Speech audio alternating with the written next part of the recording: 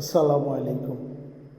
বাইরে টাকার জন্য এমন জীবনের ঝুঁকি নিয়া নৌকা দিয়ে ইটালি কেন যাওয়ান লাগবো?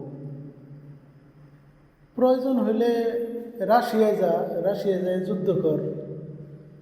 যদি যুদ্ধ থেকে বাইসা ফিরোস তাইলে তোর সহ তুই তোর পুরা ফ্যামিলি জীবন খারাপ, মানে লাইফ সেটেল। আর যদি যুদ্ধে মারাও যাস তারপরও তো তোর ফ্যামিলি মোটা অঙ্কের একটা টাকা পাইব বা অ্যামাউন্ট পাইব, যেটা দিয়ে তাদের অন্তত জীবন সেটিং হবে। এইভাবে ঋণ কইরা নৌকা দিয়া ইটালি যাইয়া মারা গেলে এর কি বেনিফিট?